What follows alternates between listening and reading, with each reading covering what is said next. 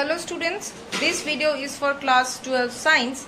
In this video I will continue with the chapter that I have started with you people, that is sexual reproduction in flowering plants.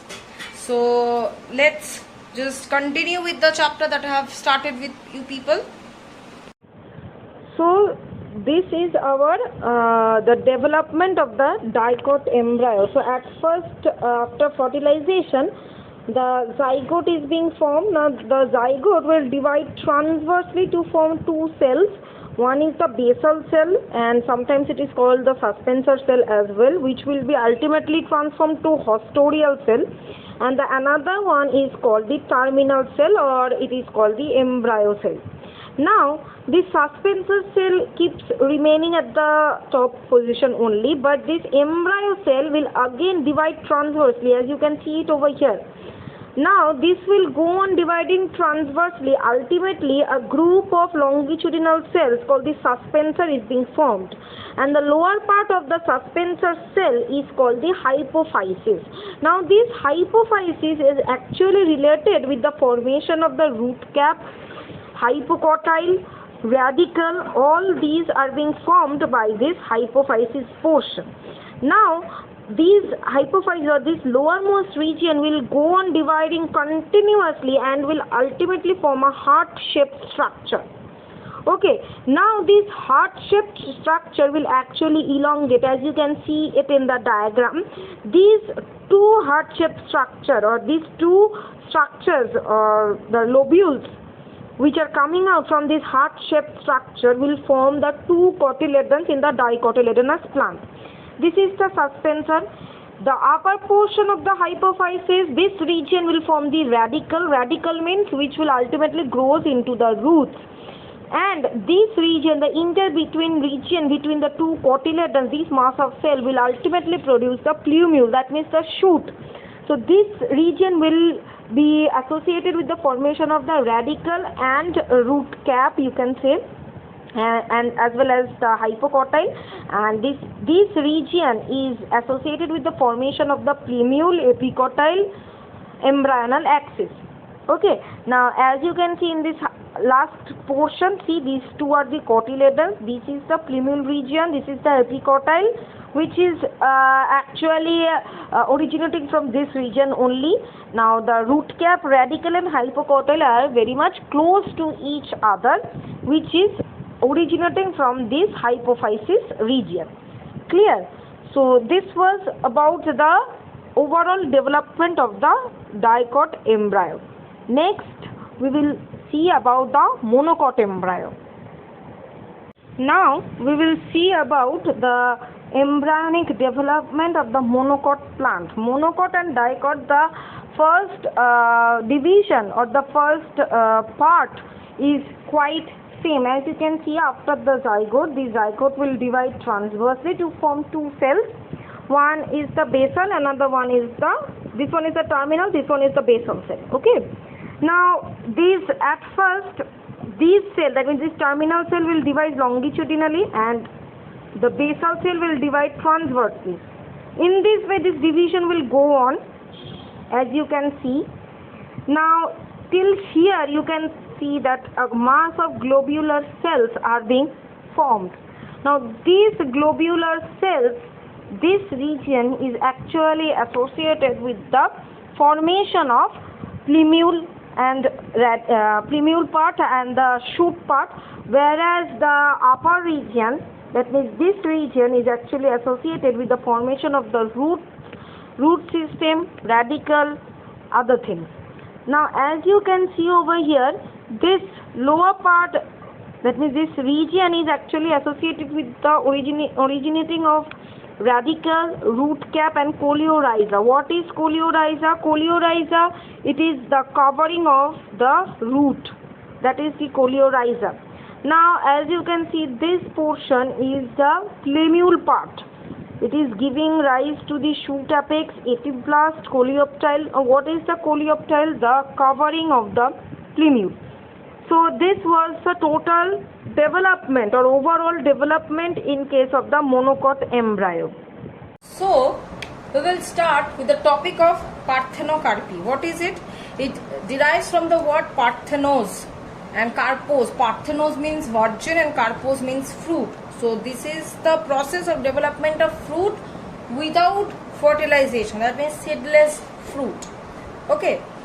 And the formation of this parthenocarpic fruit or the seedless fruit can be done artificially by the application of auxin, by application of IBA, NAA. These are the chemicals that can be used to produce or in the manufacture of the parthenocarpic fruits. Now this parthenocarpy is generally of 3 types.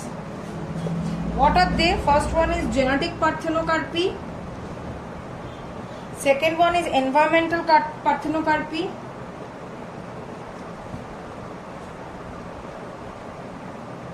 Third one is chemically induced parthenocarpy.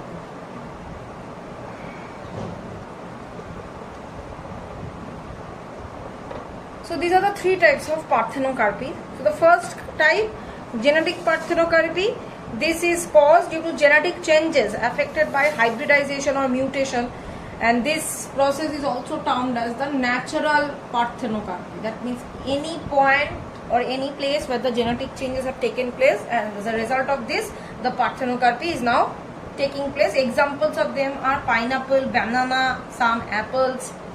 Coming to the environmental parthenocarpy, here what happens in number of plants, this type of parthenocarpy occurs as a result or as a cause of low temperature of the environment, like, and also due to frost and fog there are some changes, and thus leads them to perform parthenocarpy. So these are the environmental, because low temperature is an environmental reason or is an environmental cause which is actually leading them to do that process or to do the parthenocarpy. Okay, examples of them are olive, tomato.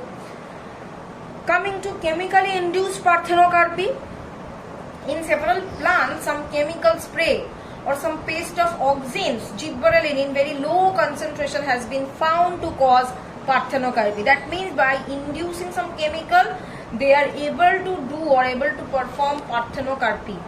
Examples of them, strawberry, cucurbits, these are the examples. Now, what will be the importance of parthenocarpy? What is the use of it? First use that the food processing is very quicker because it is not involving any fertilization process. Second is that within the greenhouses parthenocarpic fruits can be produced where pollinators are non-available, hence no role played by them, because pollination doesn't required in the process of parthenocarpy.